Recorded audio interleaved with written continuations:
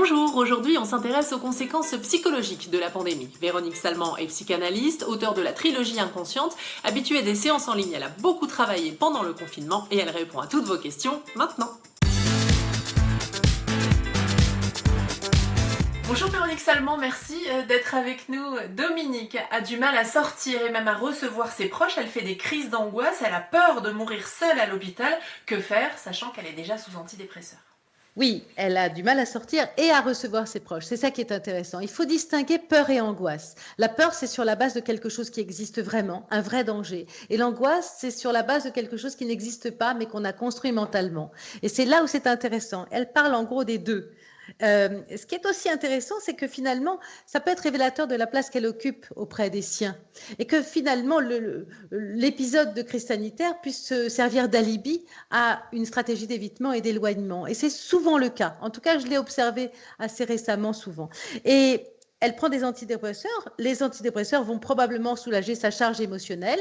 Et c'est très intéressant, finalement, de combiner ça avec une psychothérapie. Pourquoi? Parce que les antidépresseurs ne vont pas permettre d'analyser la situation, ou même son enfance, ou son histoire, ou les réactivations de ces douleurs. Mais la psychothérapie va pouvoir lui permettre de mobiliser son esprit à la réflexion, puisque de ce fait, avec les antidépresseurs, elle aurait été soulagée de sa charge émotionnelle. Après un confinement presque normal, Michel a désormais une boule à l'estomac. Il est mal à l'aise au supermarché, par exemple. Oui, la boule à l'estomac, vous savez, c'est vraiment, là, ça parle de tout ce qu'il y a en termes de cellules nerveuses dans le ventre qui s'activent non pas sous forme de pensée, mais sous forme d'état d'être. Et c'est un état d'être évidemment anxieux. Donc l'anxiété, c'est la peur. La peur, eh bien, elle est naturelle, c'est une émotion normale et elle a 4 types de réactions naturelles, la peur. On dit freeze, qui reste complètement figé, donc on ne peut rien faire. On dit fight, qui donc va combattre un ennemi peut-être improbable et peut-être même dangereux. On dit escape, donc c'est probablement ce que fait Michel, hein, il se met en sauvegarde, il se met à l'abri, il n'ose pas. Et là, anticiper, c'est la dernière version possible et la meilleure pour lui, parce qu'en réfléchissant, en anticipant et en déconstruisant le danger, eh bien, il va pouvoir l'identifier et trouver la parade. Anita court partout, entre le télétravail, les courses, le ménage, l'école à la maison. Elle demande comment gérer le stress. Oui, comment gérer surtout une charge mentale que l'on commence à comprendre maintenant, on en parle de plus en plus. Et c'est aussi la peur de mal faire.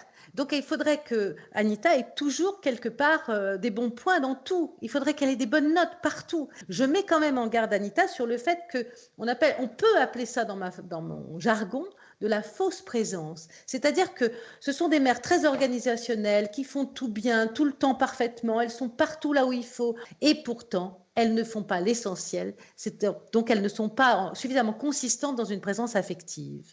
Et donc c'est là où c'est intéressant pour elles de devenir indulgente, et la situation actuelle le propose, devenir enfin indulgente pour pouvoir consacrer un temps à son faire affectif. Parce qu'elle a peur de reprendre les transports en commun, elle était déjà terrorisée à cause des attentats. Que faire? Il faut vous dire qu'un événement est toujours neutre. C'est ce que l'on en fait qui le colore.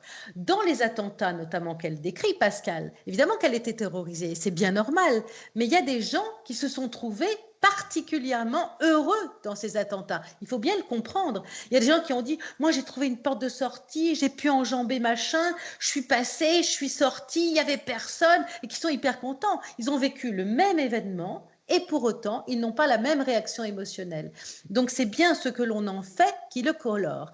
Et il faut aussi évoquer chez Pascal l'idée d'une émotion parasite. C'est-à-dire elle parle de sa peur, mais ce qu'il ne s'agit pas finalement d'une grande tristesse. Et c'est ça qu'il faudrait identifier. Une fois qu'on a identifié les bonnes émotions, celles qui sont authentiques, eh bien, on a une réponse adaptée. Et on dit, la colère s'apaise, la peur se rassure, la joie se partage et la tristesse se console. Le père de Laurence est décédé du Covid-19 ou de la Covid-19, puisque c'est féminin. Elle ressent beaucoup de colère, mais ne sait pas vers qui la diriger.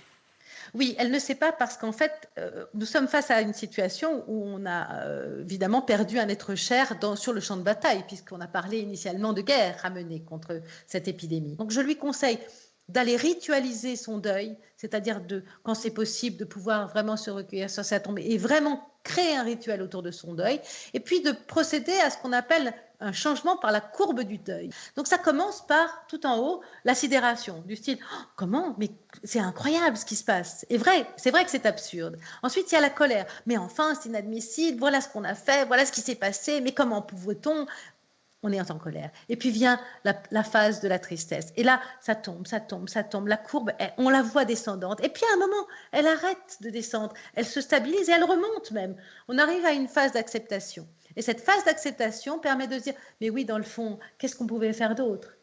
Et le pardon vient après. Mais en tout cas, elle a été bien, ou il a été bien suivi, bien accompagné. Je sais, j'ai parlé au médecin. Finalement, il a été en paix. Il a pu, voilà. Et on arrive à la sérénité qui est d'ailleurs bien plus haute sur la courbe du deuil que ce qu'on avait imaginé au départ. Si certains ont peur de sortir, Alice, elle, a un besoin irrépressible de faire du shopping. Comment se réfréner? Le besoin irrépressible, il faut savoir que c'est toujours une construction mentale. C'est-à-dire qu'en fait, on peut s'en passer, mais on ne le croit pas. C'est comme arrêter de fumer. On a l'impression qu'on ne pourra pas s'en passer, et c'est pas vrai. Donc, ce qui est intéressant, c'est de comprendre qu'Alice, elle a besoin de retrouver des repères de l'ancien monde. Donc, elle retourne évidemment faire du shopping dans les boutiques qu'elle affectionnait.